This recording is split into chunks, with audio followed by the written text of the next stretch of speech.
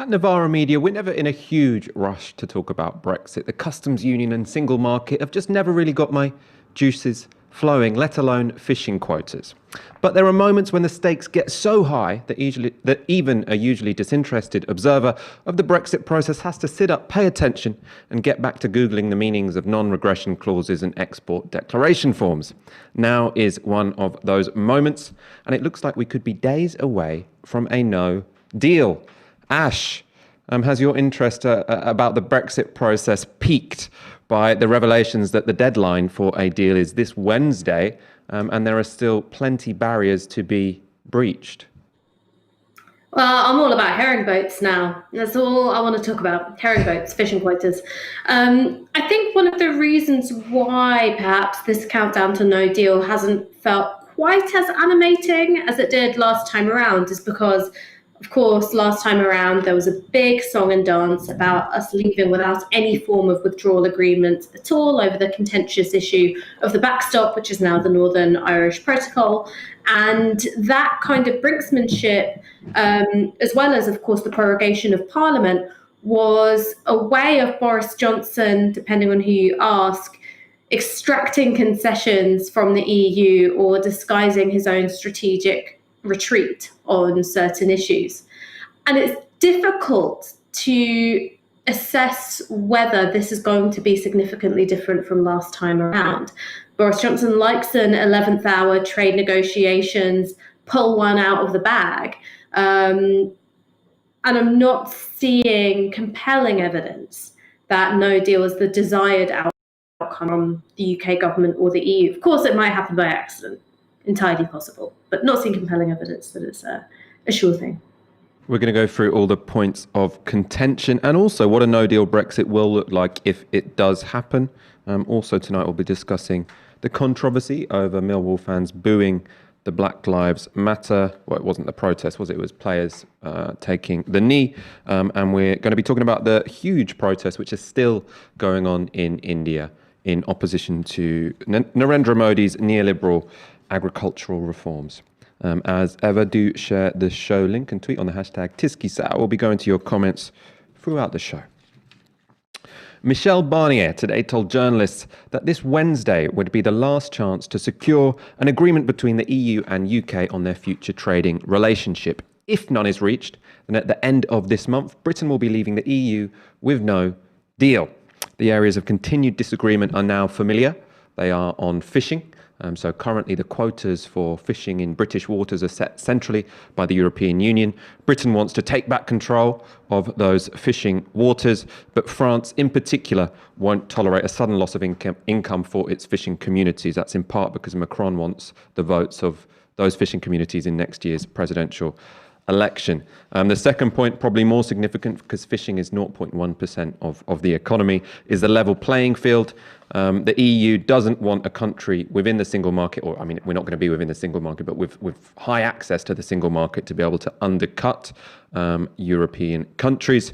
The UK has committed to non-regression clauses, but what's up for debate now is dynamic alignment. That means that when the Europeans raise their standards, one might think that's going to be especially relevant when it comes to the environment, that Britain commits to doing the same. Finally, there is no agreement on dispute resolution. That refers to who will be the body tasked with deciding whether or not a rule has been broken. Europeans want it to involve the European Court of Justice, but we've all heard so many times Boris Johnson saying that Britain will no longer be subject to the rulings of the ECJ. So there's going to be some controversy there inevitably.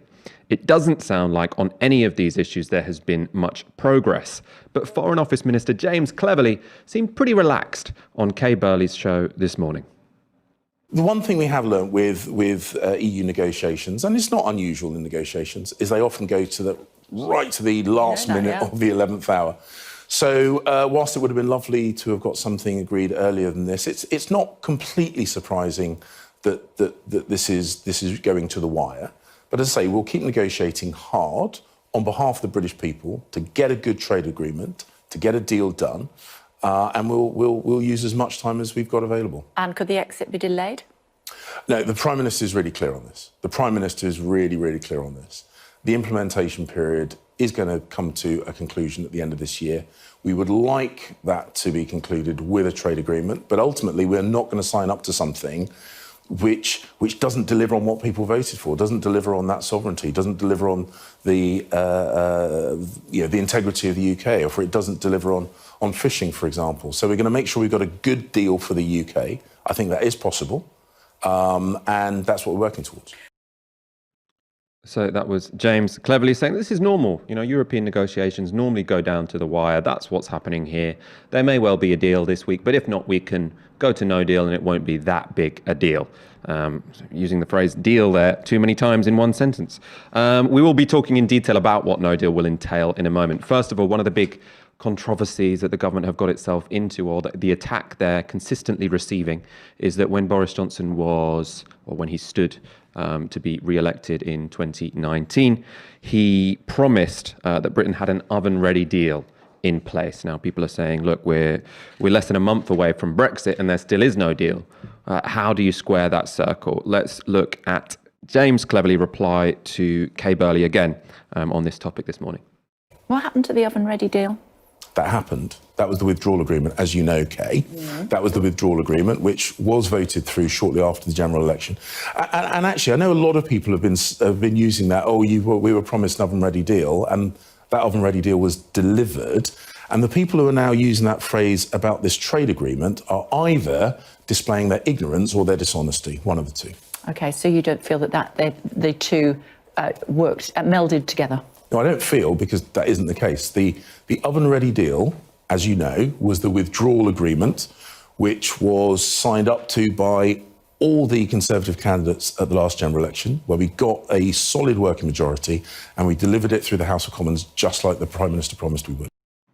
So on one level there, actually, I do think that James cleverly had a point, and this almost relates actually to what Ash was saying at the very start, which is that there isn't the same amount of political tension this time around as there was when it was the withdrawal agreement which was in question. And it is correct, he's correct to say that Boris Johnson was saying that was the oven-ready deal. That was the deal, the divorce settlement, which took us out of the European Union. And whilst the current deal we're debating probably will have more economic consequences, the emotional ramifications of getting through a withdrawal agreement were bigger. That's the reason why it was a huge political controversy, because half of the population was terrified that Brexit was going to be overturned, and a smaller section of the population were desperate for it to be overturned. So there were still people having this very emotional relationship to what was going on, whereas now we're very much in the land of sort of technocratic disagreements. The one point, though, where I do think James Cleverly's argument sort of falls down there, and where the Tories' insistence that they didn't lie when they talked about an oven-ready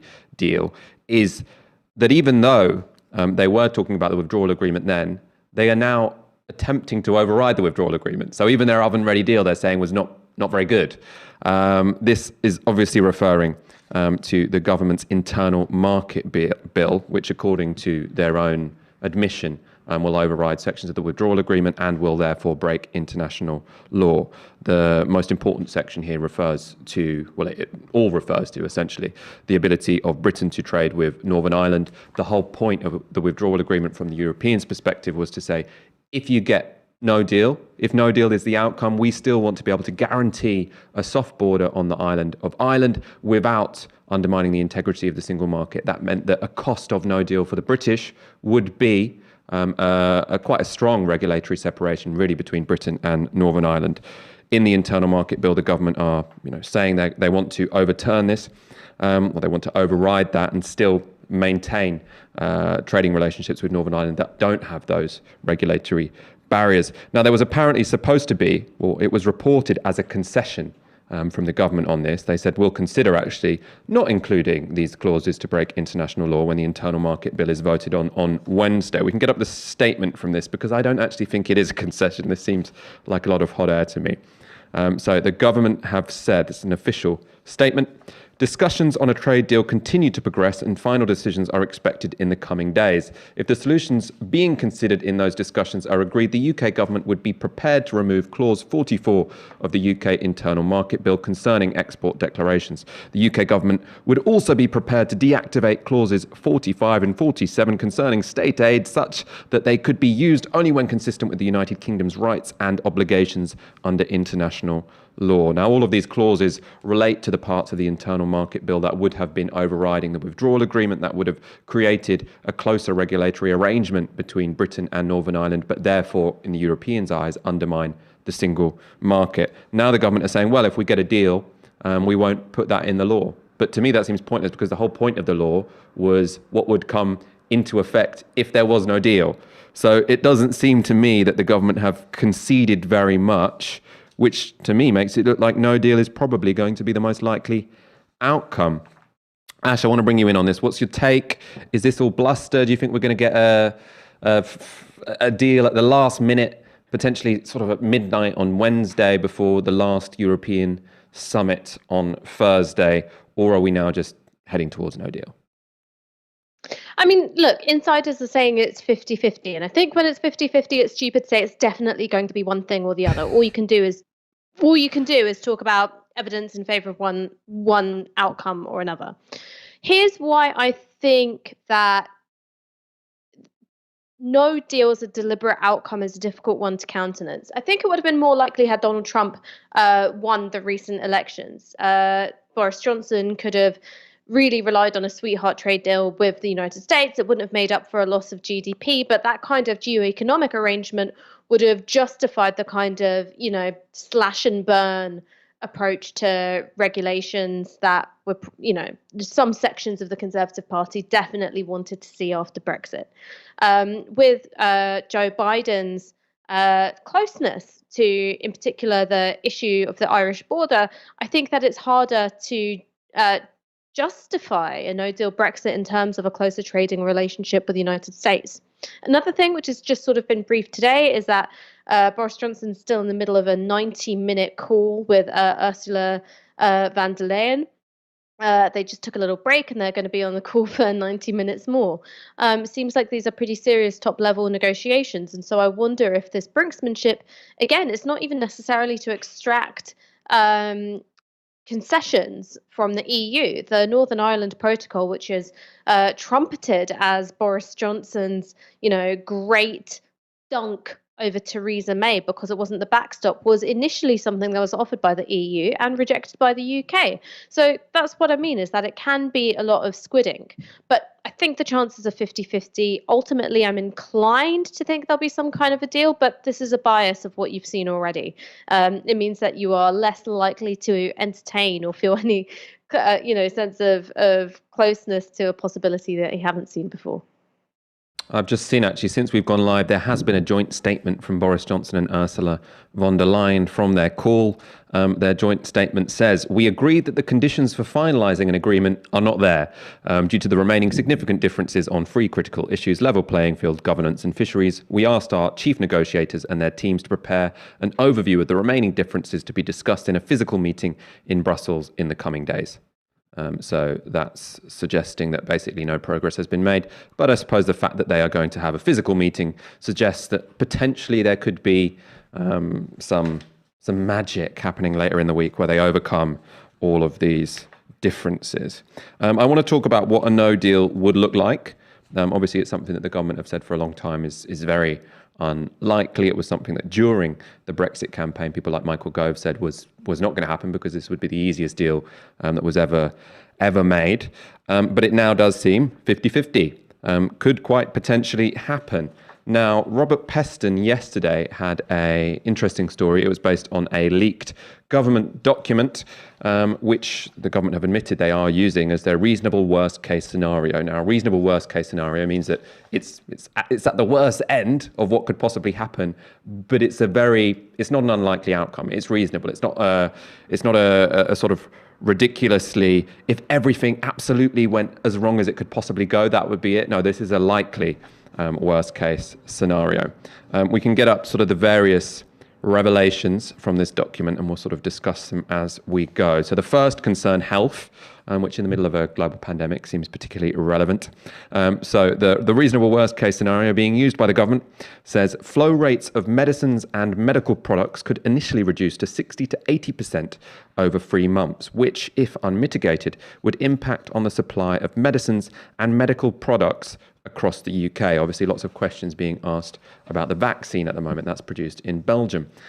It goes on, there is a risk of a reduction in the supply of medicines for UK veterinary use, which would reduce our ability to prevent and control disease outbreaks with potential detrimental impact for animal health and welfare, the environment, wider food safety, availability, and zoonotic disease control, which can directly impact human health. Now, that latter one, if I'd have read this sort of 12 months ago, I wouldn't have known what a zoonotic disease was. But obviously, coronavirus is a zoonotic disease. It means a disease that is transferred from animals to people. So the fact that that's in the worst case scenario is slightly worrying, as is the potential delays for medicine. And we can go on to sort of food shortage. So the report or the briefing being used by the government says between 40 to 70% of trucks travelling to the EU might not be ready for new border controls. This could reduce flows across the short channel crossing to 60 to 80% of normal levels, with maximum queues of 7,000 trucks in Kent and delays of 2 days. The worst disruption would subside within 3 months. It goes on, there will be reduced food supply availability, especially of certain fresh products, and supply of some critical dependencies for the food supply chain could be reduced. Now, what's been said about this is, if you're seeing that lorries will be waiting for 2 days, now that might make you think, we'll have to wait an extra 2 days for food, which will cause shortages. I think the bigger problem here is what's being said is that if you are a lorry driver, you're just going to avoid Britain. Because, you're losing money every day you're waiting at a port. So when you're offered a job to drive some vegetables to Britain, you'll say, no, fuck that. I'm going to take a different job. And you end up driving something from Poland to Spain instead, or whatever an alternative job is for you to take. Finally, and this is sort of where the politics comes in, they write, low-income groups will be disproportionately affected by any price rises in food and fuel. Protests and counter-protests will take place across the UK and may absorb significant amounts of police resources. There may also be a rise in public disorder and community tensions. Now, it's that sort of last point that I really want to focus on, basically because I think it's the one that we are most tuned into, is sort of the political effects of this as opposed to the precise cost of what things will cost in a supermarket. Ash, I want your thoughts on this, though. Do you think that if these things happen, so it seems like, we might get a slight increase in the price of fuel and food, a shortage of certain foods, potentially, I suppose, some types of fresh food that get imported from the continent, and obviously if there was a shortage of medicines, that would be particularly controversial. But do you think any of this will lead to widespread protests? I sort of struggle to work out the causal chain there myself. I don't necessarily think that what they're identifying are organised protests. Perhaps, I just don't think there's necessarily a kind of movement or obvious institution for coordinating that yet. There's a very different history of radicalism in France, which you can see is sort of laying the groundwork, for instance, for the Gilets jaunes. But let's see the potential disruption of a no-deal Brexit within the context of the post-pandemic economy, which we will be emerging into. So it's likely that there is going to be some kind of large spike in unemployment. It's likely that you are going to see knock-on effects in terms of housing precarity. And if you add on top of that, a public sector wage freeze, which is one idea being floated by the Treasury, wage stagnation in the private sector as well. And then food is more expensive, fuel is more expensive, medicine's harder to come by. Those are traditionally conditions which are conducive to social unrest, rioting, kind of insurrectionists and activity, regardless of what that form that takes, whether it's explicitly political or it's more sort of, organic, nebulous outpourings of rage. I always wonder if whether we say this thing is going to be likely, because as the left, one of the things that we like to identify are kinds of organic outpourings of anger from the public directed towards those in power. And I'd always be wary of that, right? It's, if you predict a riot every day, eventually one's going to come, because they're kind of historical constants. But to those who had, in the words of Darkest Howe, a discerning ear, who were listening to people in the run-up to the 2011 riots, which obviously began in Tottenham and then spread the way throughout England, you could see that something like this was on the horizon when you look at just how much money was pulled out of people's communities while they were still being, demonized, facing all kinds of police violence and all the rest of it. Those riots were in part a response to the complete eradication of hope in lots of areas. Brexit has been deemed by some as the kind of rallying cry of the left behind, of those who've been most fucked over by deindustrialization, by being locked out of the economy because of, regional inequalities, being, completely skewered by, a decade of austerity. Well, it's also going to be difficult to see, what's going to happen in some of those areas if a no-deal Brexit leads to some quite,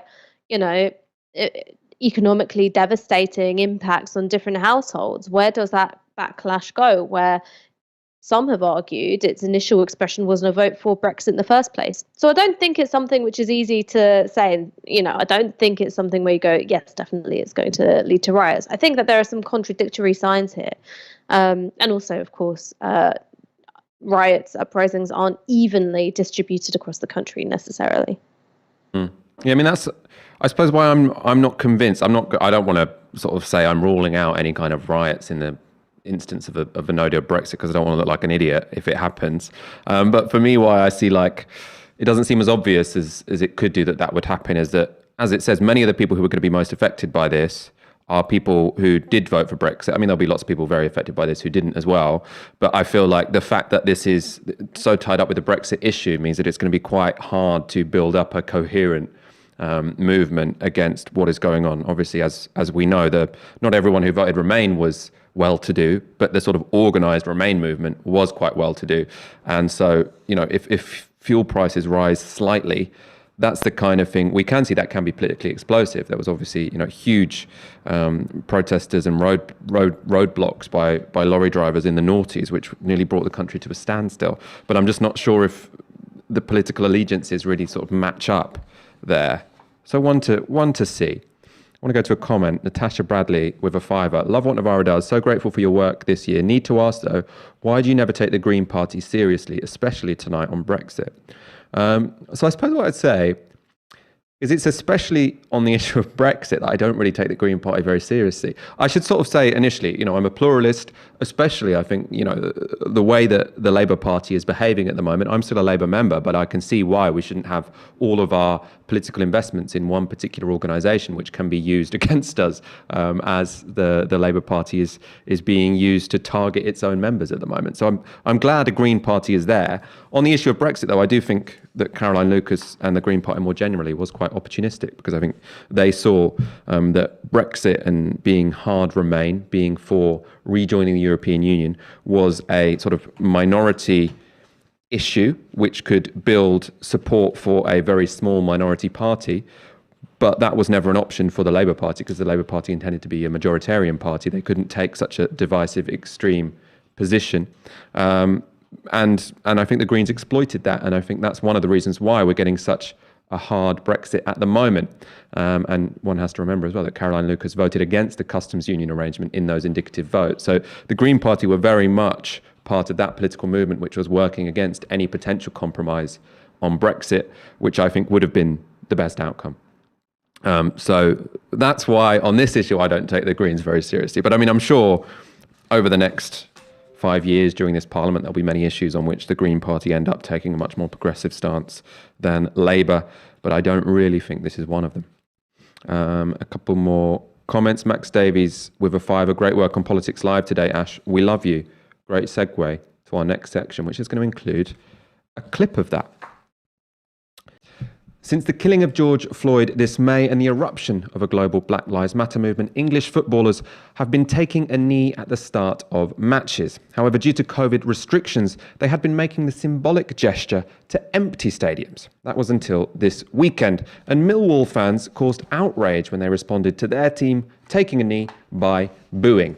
Now, right-wingers have defended the booing, saying this is not against anti-racism, it's against the specific demands of the organisation Black Lives Matter, the specific extreme demands of the organisation Black Lives Matter. Among them was Richard Tice, who's chair of the Brexit Party, who Ash faced down today on Politics Live.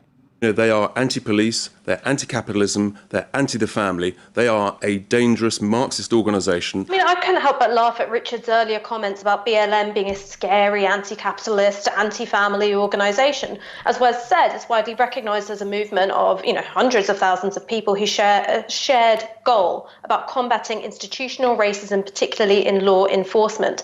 Because what it reminds me of is the fact that Martin Luther King, when he was alive, never enjoyed the support of the majority of white Americans. He simply didn't. 2/3 of white Americans had a negative view of him. Why? Because he was characterized as a Marxist, as in league with the communists. And this wasn't some fringe idea. This is what the FBI was saying. So I don't think there's anything wrong with being a Marxist. It would be kind of hypocritical if I did. However, this is how anti-racist movements throughout history have been delegitimized. It's by this kind of Red Scare tactics, and it's absurd. And I think, and I'm really glad about this, more and more people can see through the absolute absurd guff that's coming from people like Richard Tice. Richard Tice's face when Ash was giving him that lesson in history was a joy to watch. Ash, well done. You made your point very well there. Yeah, he accused me of hurling obscenities after I said absurd guff, and I thought, my God, Mary Whitehouse in the building. Someone's easily shocked. It is a very good point, though, right? This idea that, because it's not just him, we're going to, in a moment, sort of see George Eustace talking about this. Lots of right-wingers who are saying, no, this has nothing to do with anti-racism per se. This has to do with the explicit aims of the Black Lives Matter organisation, who are anti-police, who are communist, who are Marxist. And so, therefore, it's absolutely right to boo black players taking the knee, who aren't Marxist, by the way. I haven't really seen anyone claiming that the players taking a knee are themselves anti-police, Marxists, etc., etc. But it still does have quite a lot of traction, potentially more in the general public than necessarily in mainstream politics as well. This might be something which is a resentment which is more brewing than one which is sort of expressed in polite opinion. I don't know what you think about that.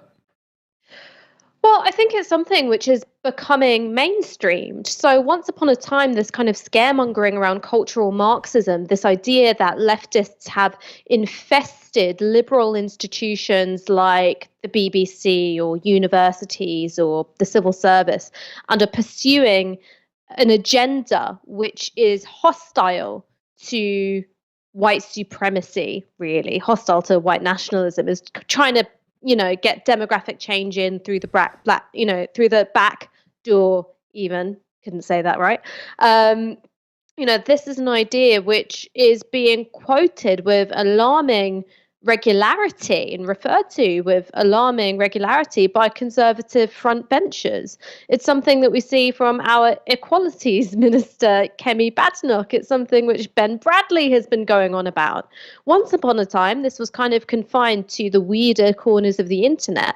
And now it's very much front and center of our politics. And there has always been this connection between anti-communism, McCarthyism, and the monstering of liberation movements, whether that's for gay rights, whether it was for civil rights, whether it was feminism. And it's because in the political imaginary, and this also has a real strong relationship to anti-Semitism, there's this idea that decadent city dwellers who are often coded as Jewish are kind of manipulating and pulling the strings to weaken the strong foundations of Western civilization, i.e. patriarchy, i.e. heteronormativity, i.e.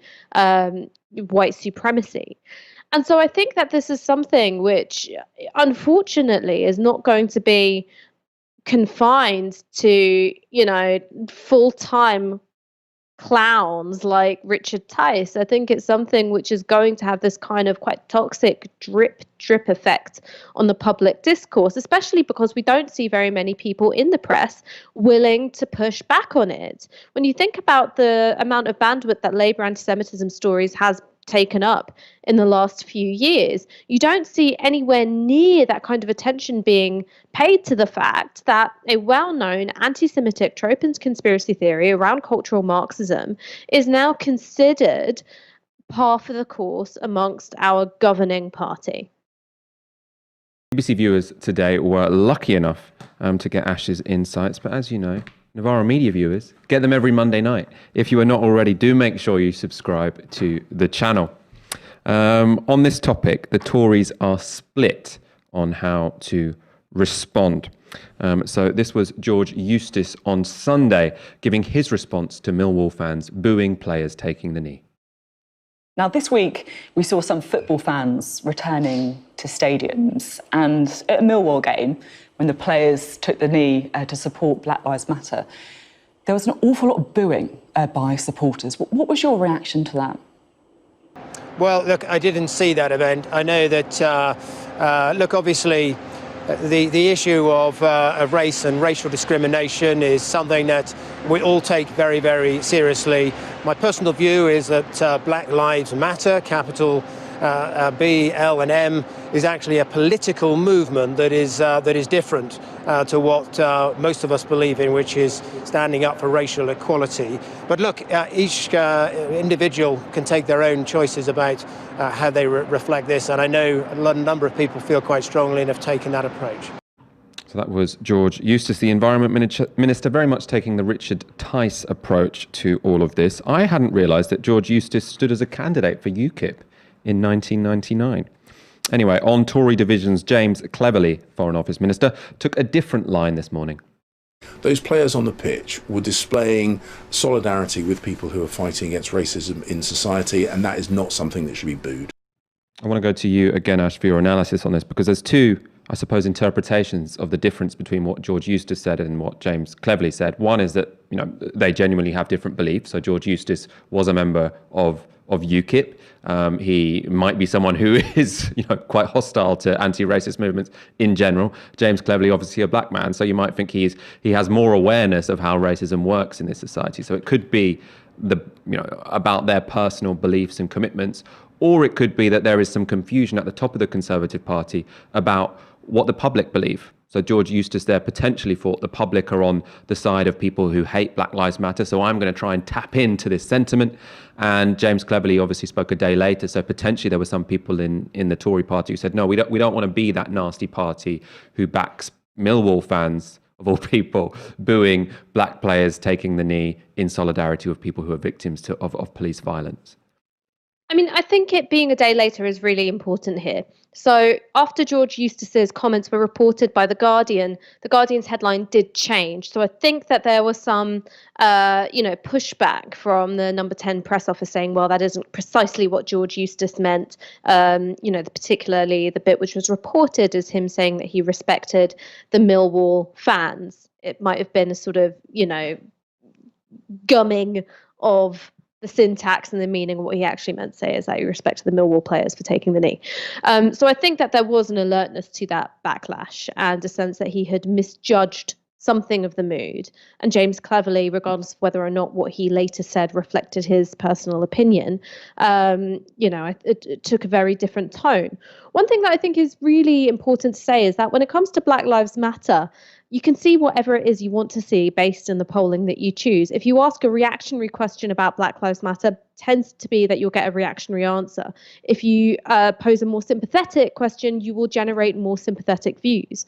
And I think that what this speaks to in terms of the public's view of anti-racism is that when it comes to generalized, moral, universal positions about racism, people are really into it, right? Because we've understood, particularly I think in the last 50 years, anti-racism to be questions of morality, as how we remember the figure of Martin Luther King, not as a political figure so much as a moral one, an ethical one, almost a kind of, secular saint, where he's decoupled from his context somewhat and presented to everybody as a shining example of what we should all be as human beings.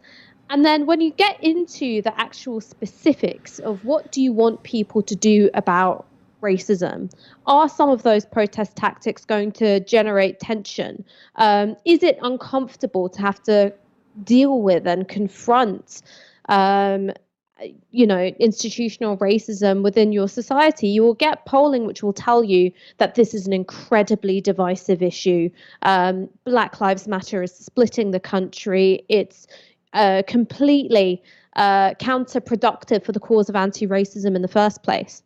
And looping it back to the point about Martin Luther King, and this is a point which I make a lot, 2/3 of white Americans had a negative opinion of Martin Luther King.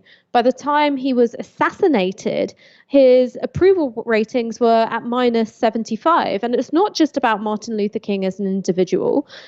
When the March on Washington took place, there was an overwhelmingly negative view about that amongst white Americans. Same with sit-ins, same with the Freedom Riders. There has never been a case in which anti-racist organizing has enjoyed the majority of support amongst the dominant group. And I think that one thing that we need to get better at as the left and as committed anti-racists is arguing that point, because there's some quite selective and scurrilous quoting of poll material at the moment around Black Lives Matter. And I think for some leftists who see the culture war and see the left's disadvantaged position on the culture war, they look at that and they go, ooh, better not tread there. Whereas actually it's about treading smart, I think.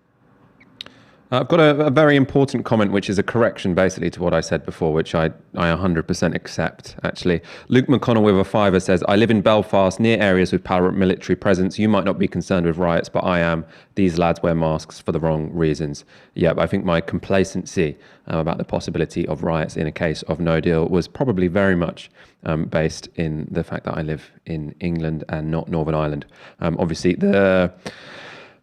whilst I've been saying that in England this is a fairly technocratic question based on marginal price or marginal differences in the price of goods in supermarkets and fuel, which is potentially going to be temporary anyway, in Northern Ireland, obviously this has a much greater emotional resonance depending on whether or not a hard border comes back into being on the island of Ireland. And I mean, even if a hard border doesn't come back into being, there'll be tensions from Unionists, presumably, if the regulatory divergence between Britain and Northern Ireland dramatically increases. Definitely one to watch.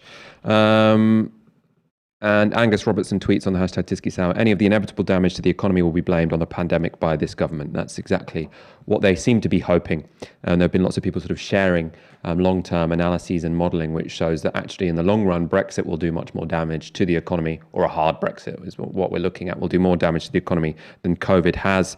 But I think it's going to be very difficult for people to tell the difference. You know, it's people. If people see that people are getting poorer, they don't necessarily always know the reason. I think you saw this a lot actually after 2008, where people were, wages were stagnant for decades. It was because of the financial crisis, because of deregulatory lending, and then because of austerity. But people at the same time, what was happening was immigration from Poland. What was happening was all of these TV programs about welfare cheats. So then people blamed their economic difficulties on what wasn't actually the cause. And you could see a very similar thing happen this time around. Also, thank you very much, Pippa Tandy with $80 Australian. Very kind. Our next story. On the 26th of November, 250 million people took part in strikes organised by 10 trade unions and supported by the Congress Party and Communist Party of India. It's been described as the biggest march in history. So the strike brought together workers protesting new deregulatory labour laws and farmers protesting neoliberal reforms in agriculture. The latter would deregulate agricultural markets, removing a minimum guaranteed price for crops and putting small-scale farmers at the mercy of big business. After that strike, Indian farmers began a march to the country's capital, New Delhi. We can see some scenes there. So you can see there, this march was trying to enter New Delhi. It was blocked by police, and now there are sort of massive roadblocks all around the city, tens of thousands of people joining there. The conflict between the farmers and the Modi government has had reverberations in Britain. So this weekend, members of the Sikh community protested. You can see there, actually, you can see some more of the protests in India, and hear clashes between the protesters and the police. As I was saying, the conflict between farmers and the Modi government has had reverberations in Britain. This weekend, members of the Sikh community protested outside the Indian High Commission. Sikhs are mobilised because the proposed reforms will have a disproportionate effect in the Punjab, where a high proportion of Sikhs live. Earlier today, I spoke to Dr Jasdev Singh Rai, the director of the Sikh Human Rights Group. I asked him whether sustained pressure both within India and internationally might cause Modi to change course. The history of the Indian state has been, and it's an unfortunate thing about the Indian army, I think you should hear this. The British Indian Army continued as the Indian Army. The British Indian Army was set up to protect the British against the Indians.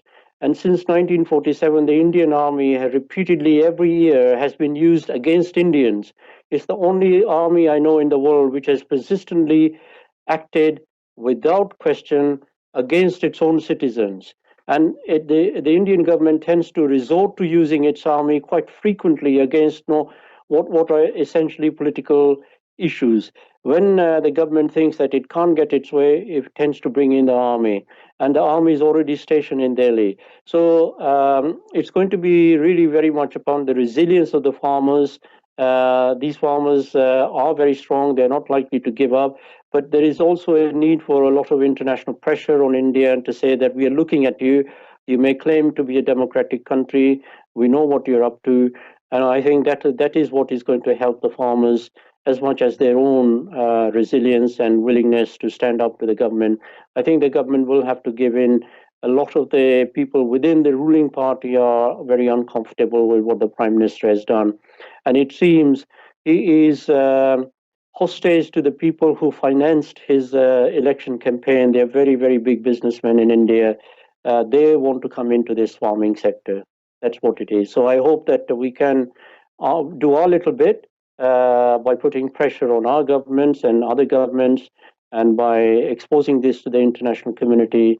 That is what is going to help the farmers in India. That was Dr Jasdev Singh Rai, who you could tell was a medical doctor. He was speaking from his GP practice, as well as being the director of the Sikh Human Rights Group. Ash, I want to go to you on this.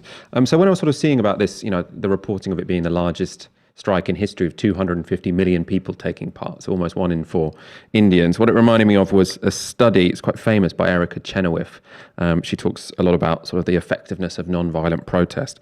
And one of her sort of big takeaways is that if you have 3.5% of the population taking part in sustained direct action, statistically, historically, they usually win. But here you've got 1 in 4 people, or almost 1 in 4 people taking part in a strike, and then tens of thousands, potentially hundreds of thousands of people taking part in these very sustained protests outside New Delhi. But it doesn't seem as if Modi is going to change course. What's your take on what's going on? Oh, okay, right. So my take on what's going on is you've got to really look at what Modi set out to do from the very beginning. He's quite clearly a nationalist, quite clearly a populist. He plays sectarian warfare and conflict very, very well, and that speaks to a sizable section of his base. And on the other hand, his big promise, particularly to an emergent Indian bourgeoisie, was India's going to be open for markets. We're going to get rid of some of this Congress-era corruption. We're going to deregulate, get rid of these slow, inert state bureaucracies, and modernize the economy. And that was very appealing to two quite powerful sections of the Indian electorate there. You had those who were very poor but very invested in quite aggressive and exclusionary forms of Hindu nationalism. And then you had this pitch to the Indian bourgeoisie. In lots of ways, Modi is kind of like Bolsonaro. He also has his own particularly violent history from his time, at the state of Gujarat, overseeing the pogroms, really, of 2002, where 2,500 people were killed. It was anti-Muslim rioting and slaughter, and 250,000 of people were displaced. So very similar to Bolsonaro. when he's talking about reforming the agriculture sector, it's not about putting power in the hands of, smallholders, small farmers. It's really about throwing the entire sector to the mercy of huge agribusinesses. That is what he set out to do. The issue here is that 44% of the Indian workforce are farmers, right? It's a huge section of the workforce. And whether or not this is going to have an impact on, Modi's grip on power, I think relies on two things. One is how violent are these protests going to become? Are they going to be able to draw in other sections of the workforce and in terms of the strike, and will they result in even more widespread social unrest on the streets? And then the other is taking the temperature over the next year and a half, where there are going to be state assembly elections in West Bengal, in Assam, in Kerala, in Tamil Nadu, and of course in Punjab as well. The BJP have been kind of uneven in some of these recent regional polls.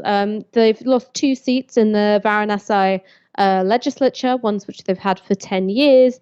And also, on the other hand, polling in favour of Modi has been quite strong, even over the summer, where India has suffered hugely because of the pandemic.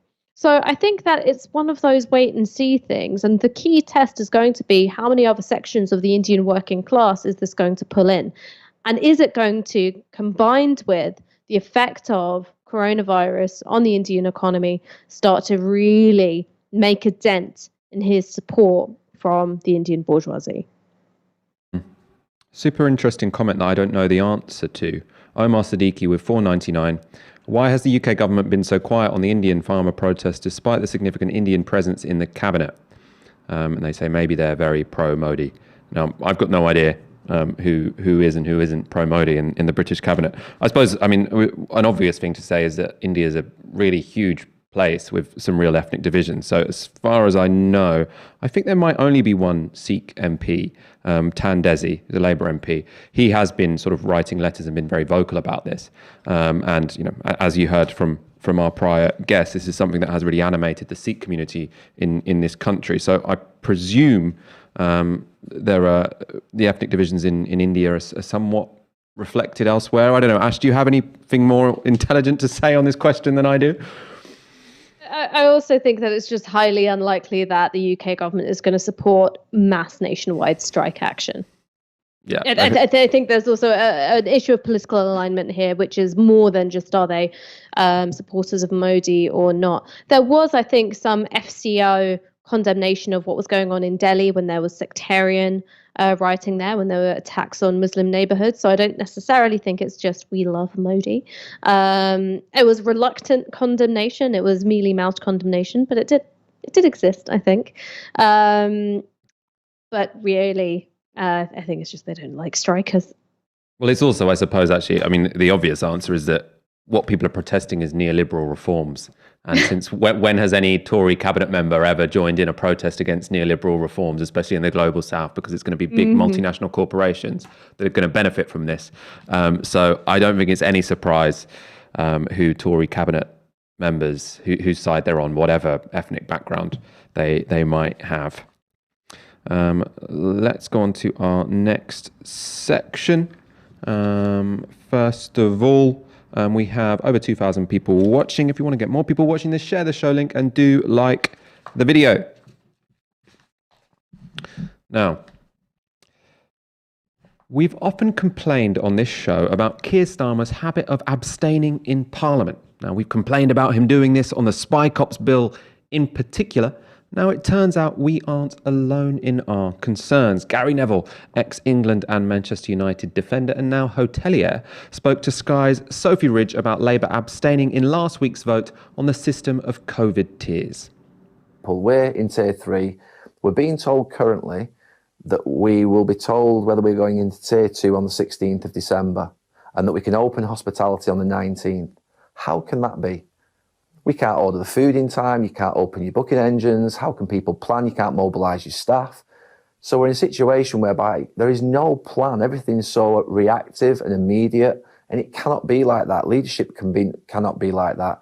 And I was critical of the Labour Party earlier on in the week because they're there to protect the disadvantaged and the vulnerable. And the restrictions being in place which protects health is fine. But they know that the economic support isn't in place aligned with those restrictions, which means you've got to take a position and be bold and go against it. You cannot abstain.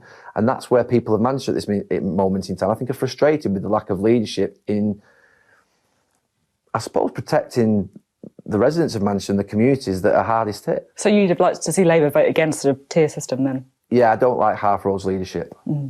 Take a stance. You go out in your general election. You're told in your general election to all the people on the doorsteps, get out and vote.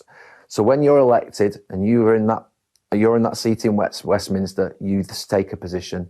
You don't abstain. You take part in the match. You're the opposition. You're the opposition. Don't sit in the stand. They sat in the stand. Now, I mean, I think the sentiment that Gary Neville is expressing there, I agree with, and I think that the Labour Party has abstained way too many times on really significant issues. I actually do think that on this particular instance, even if it's been very poorly communicated by the leadership, there was some logic, because basically what Gary Neville there is suggesting Labour should have done is vote against to hold out for more financial support for businesses during the restrictions in the various tiers, and in a similar way to how Andy Burnham held out as Mayor of Manchester, saying I'm not going to approve this I'm not going to approve these measures until you offer more financial support for the residents of my city. The argument against Labour doing that in this particular situation was that if they had voted against, then Boris Johnson, to get it passed, wouldn't be negotiating with Labour, he'd be negotiating with his own rebellious backbenchers. And the rebellious backbenchers are the type of right-winger who just want, general restrictions to be looser, the kind of anti-lockdown crowd. So there was a risk that if Labour committed to voting against the proposal, Boris Johnson's sort of policy would get shifted to the right, not be shifted to more financial support, but to be, a dangerously low level of restrictions. Ash, what do you make of this?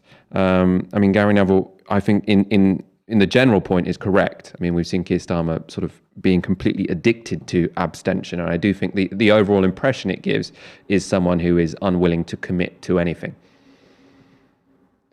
You know what's really shit about doing this show, Michael? Really, really shit about it. It's like, I've got to go after you, and you come out with the most insightful, precise, political analysis, and then I'm like, okay, I can either repeat what he's just said, but worse, or try and make some other shit up. It's really frustrating.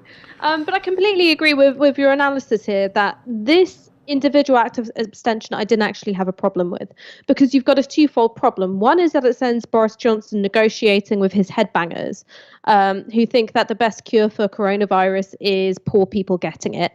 And on the other hand, you've got a communication issue with the public. Well, you say that you want lockdown, so why are you voting against it? You've been castigating the government for being late for going in. There's a kind of muddiness of message there. But I think the overall diagnosis, which is that Keir Starmer is someone who seems to lack a core motivating story in a way that Jeremy Corbyn certainly didn't lack a core motivating story, in a way that Tony Blair certainly didn't lack a core motivating story. There's still this issue of Keir Starmer being so reactive, defining himself, I think, most clearly when it comes to internal party management and, taking a hammer to his own, rowdy left-wing backbenchers. That when it comes to speaking to the nation on some of these issues, and I'm not just talking about the issues which animate the left in particular, like spy cops or overseas operations, but on reopening schools, having this kind of half in, half out, yes, we want them open, no ifs, no buts, but also, is this going to be safe enough? Very much only condemning or supporting things in full throat when it's in the rearview mirror, is that you're going to get to 2023, and we're a year out from a general election, and people are still going to be asking, who is this guy? Who does he stand for? What does he stand for? So when the policies start coming out, it's going to lack, I think, an anchor. And that's what a leader has got to be. He's got to be totemic of certain values, and he's got to be an anchor for those policies. I mean, it's important to say as well, the difference between this one and the Spy Cops one is the justification for abstaining on this was that otherwise the policy could have got taken to the right by the headbangers on Boris Johnson's backbenches. That would not have happened with Spy Cops. That dynamic was not there. So the only reason Keir Starmer abstained then was because he wanted to keep his hands clean. He wanted to say, well, I'm not necessarily against it. I'm not really for it. It was literally the definition of sitting on the fence. There was no other explanation for that. And I think the fact he has abstained so many times in the past is precisely why, even when it might make sense to do so, it just makes him look like a shifty fence sitter, because that's the impression we've already been given. And, you know, we're not going to be able to get to 2024 in the manifesto just say we don't really have any policies, but we think everything should be done with clarity and with a strategy, which is basically their critique of everything this Conservative government does. Ash, your final thoughts on this one? Okay, so you raise actually a really interesting point about what happens when a manifesto comes out, because here's a lesson that I've learned from 2019. This is something which I was definitely wrong about. I loved manifestos which were just chock full of policies. All right, UBI, give me a bit of that. Rent controls, I'll have that too. 4-day working week, delicious. And what Boris Johnson did was the manifesto was real back of a fag packet stuff. I mean, there was hardly anything in it, but he painted things in primary colours, broad brush, and he, as a central figure who was promising to do one simple thing, get Brexit done, end all of this nasty politics, was able to, you know, sell nothingness and do it really, really well. So I think we are actually also entering an age where manifestos are less important than the personality animating a set of politics, something that Jeremy Corbyn did very, very well in 2017. Of course, after 4 years of being completely traduced in the press, he couldn't do that in the same way in 2019. And that's going to be something which Keir Starmer, if he just abstains on everything that he looks at, he's going to lack that moral authority. No, I completely agree with all of that. And we're going to go to our final story in one moment. First of all, if you are enjoying the show, do please hit that subscribe button. As you know, we go live every Monday, Wednesday and Friday at 7 p.m. And we have loads of videos going out all week long. We are going to go to our final story. All of us at Novara Media have been blown away by the support we've got in our latest fundraising drive, so we can expand our operation in the new year. However, one person whose blood pressure exploded when an alternative media outlet asked for financial support was Mahyar Tousi. He is a right-wing YouTuber who often appears on talk radio. And now they're trying to expand. How do they do that? They're going to essentially raise capital. They're going to raise funding and make more revenue. Because they're communists, that's how it works. We have a video clip of the video that they've now published to ask for money and ask to raise funding for the channel, something that, as we said, communists usually aren't in favor of. So the reason I'm doing this is because to show the hypocrisy of these people. They started it as a volunteer organization because they said, oh, we're not capitalists, we don't need money, we're all fine. Then they realized life is tough. You need to raise revenue. You need to pay yourselves. You can't just go outside Starbucks and wait for people to give you free coffee. That video's got 57,000 likes. I mean, those arguments are so fucking stupid. Ash, I want your take on this because, I mean, he was using your image there, but also I've seen in your sort of mentions the past week, so many people saying, because you're doing a fundraising drive, that undermines your claim to be a communist. I mean, look, what Mahyar Tousi is saying is stupid, but I'll give him this. He isn't remarkable at all in his stupidity. There's lots of people, including people who are far smarter than him and should know better, who decide that anybody who participates in the economy in any way by working, by receiving payment, by making a purchase is automatically a capitalist. Now, this isn't something which anyone with a passing familiarity with Marx, anyone who's serious about ideas would ever think in a million years. The problem that Marx had with capitalism wasn't with the idea that people receive payment, right? Access to the means of survival. in return for their work. That is not what Marx said.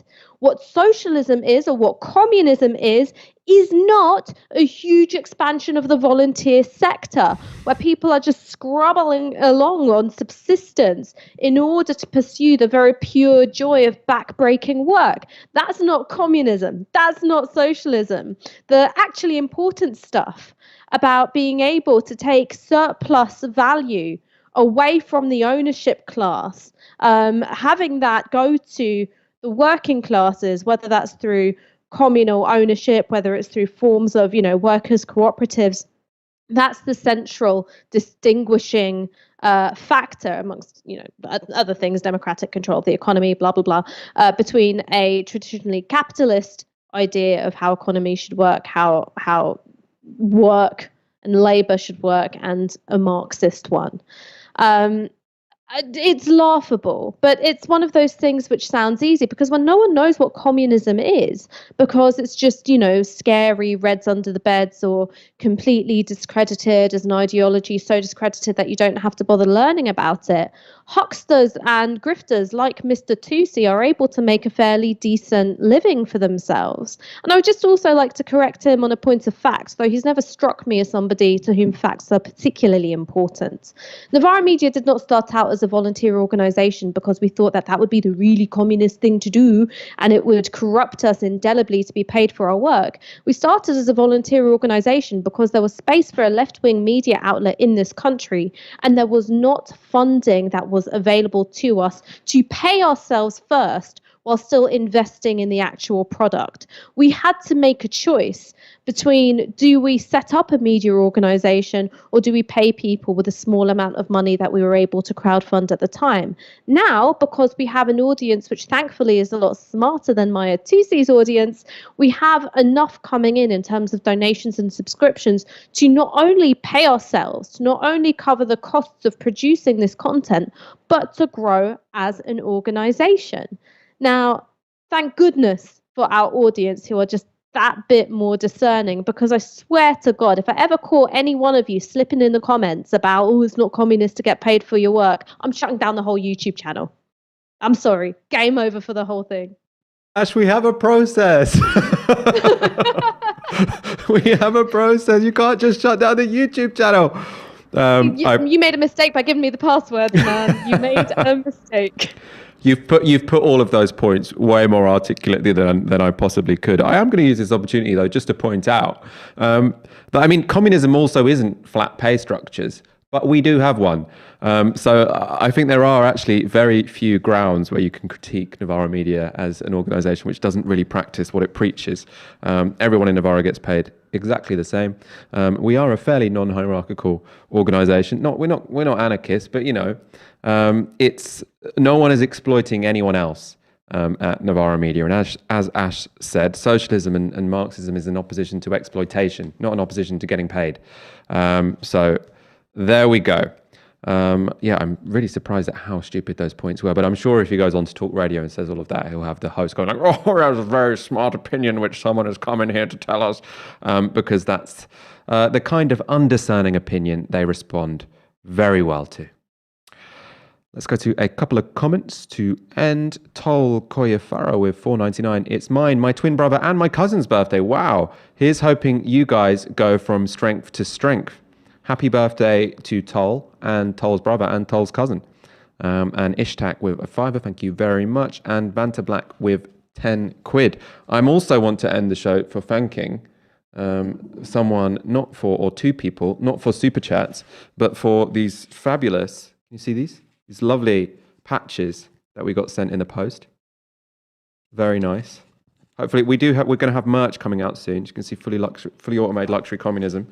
And this note, hi Novara team, at the beginning of lockdown, my boyfriend and I started a little Etsy store selling anti-Tory, anti-capitalist, pro-socialist embroidered patches. We're huge fans of Novara and have spent many lockdown evenings making patches whilst watching Tysky Sour. This inspired us to make a few Novara Media inspired patches and send them over to you. Thanks for everything you do. Keep up the great work. And you can visit their Etsy shop at Pastel Riot Shop. We might be able to get that up on screen. At Pastel Riot Shop. which actually I should have checked beforehand. I assume is on Instagram, but maybe that is also a handle you can try type into Twitter at Pastel Riot Shop. Ash, it has been an absolute pleasure. Always lovely to start the week with you. Oh, this is just my favourite bit of the week, and I say it every week, but it doesn't stop it being true, Michael. Which one of these do you want? Oh, you know what? I've got to go with... There's one of them is your slogan, isn't it? Can I tell you, I mean, this is a kind of, a subscriber present, right? Because we've been absolutely smashing it with our YouTube subscriptions. So here's some good content. When I was at sixth form, I was dating this boy. It didn't really work out. He dumped me and broke my heart. I ate mashed potato for a week because I couldn't bear to do anything else. And then a few years ago, I was walking through Paddington Station, and the boy who dumped me, now obviously a man, turns around and he unzips his hoodie and he's wearing the "I'm literally a communist" t-shirt. And I just thought, oh my God, if, I don't know, maybe I was 16 or 17, I can't remember. If teenage me had known that one day the ex who murked your heart would be wearing the t-shirt with your slogan just out and about, and you would catch him slipping in Paddington Station, maybe you'd have cried for a few days less. Sick. I actually do have one more question for you, which I didn't get time to ask in our football segment because it kind of went over, which is, as someone who has, much more understanding of the intersection between politics and football than I do, why are some clubs more racist than others, or at least known to be more racist than others? So Millwall, it's quite close to our studio. It's in a multicultural part of South London. Why is Millwall known as a more racist football club than, well, I suppose any other club in the UK, actually? I mean, so the thing is all right, you can find racism in sections of any club support. There is not a single club in the UK which I think has got an unblemished record on the issue of racism. You've got clubs like, for example, Liverpool, which have got a real socialist heritage. They've been associated with progressive left-wing politics for much of their club's history. However, the handling of the Luis Suarez incidents, that's just one example where the club itself got behind, their star striker rather than taking the issue seriously of whether he did or did not racially abuse Patrice Evra. So there isn't a club with an unblemished record. But one of the things that football does is that it reflects the political, social, religious composition quite often of the historical area that it was drawn from. And this can change over time. So one example of it changing over time was Arsenal, who won the Premier League in the famous Invincibles season. I think did so with an entirely black outfield team. It drew in a huge amount of support from young people of colour. I was like the last Spurs supporter in North London during that year. Millwall's history has been very closely aligned with far-right, racist street politics. And this is another distinguishing feature of the British far-right, is its overlap with football hooligan culture. And so Millwall's always had a very notorious set of football hooligans going right back to, the Millwall Bushwhackers. Bermondsey used to be a kind of stronghold of the NF for a while before, you had that kind of, shifting of demographic representation in the area. And so that's something which has kind of retained this quite powerful thing within Millwall. It's also something which, if you're a football fan of colour, you're not necessarily going to feel comfortable going to a Millwall game if you know that there's this there's the reputation for racism on the terraces. So if I grew up in South London, absolutely not would I be supporting Millwall. It would just seem like a completely unsafe thing to do. There are, of course, black Millwall supporters. There are, black football players, but that doesn't mean that there's been any real shift of that, very nationalist, very right-wing sentiment amongst the supporters. Another more famous, I think, political football rivalry in this country is Celtic versus Rangers, obviously, which has been a kind of embodiment of, kind of sectarian divisions in the city of Glasgow. It's got a relationship to what goes on in Ireland as well. I don't think that you necessarily see the thing of left-wing and right-wing football teams as strongly as you do in other parts of Europe and in Latin America, because our political geography is just that bit different in this country. But basically the reason why different football teams have got different political cultures, it's a reflection of historic ties to their neighbourhood, historic political ties, and also the composition of their ultras. I'm very glad I got you to give us all that explanation. I feel like I've learnt a lot. We've got a few more comments to get through. Alan Kennedy with a $5. If I were independently wealthy and suddenly won a lottery, yeah, you'd be pretty sorted then. I would give you the US dollar equivalent of 60k Great British pounds. Thank you that's very kind. I do hope, even if you're not independently wealthy, if you do win the lottery, I hope you still hold to that. Chaos Quentin with a $10. Finally got a job last week, so I can finally donate. Oh, thank you so much. Been watching since the day after 2019 election. God, that was a big one. Love Tysky Sour. Ash is the only Spurs fan I've ever been able to tolerate. That's toleration is still. I mean, it's nice enough, right? Will you take that? But you know what? If Chaos Quentin is a gooner, those are very strong words indeed. Thank you so much for your donation. Thank you so much for the support of our project. Of course, we are all united in the cause of pursuing socialism, but also if you're a gooner, just...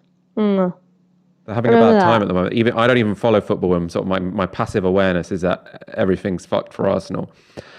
Peter, is that true, Ash? Is that relatively true? It is. They are really languishing around that lower end of the Premier League table, probably their worst team since the 90s.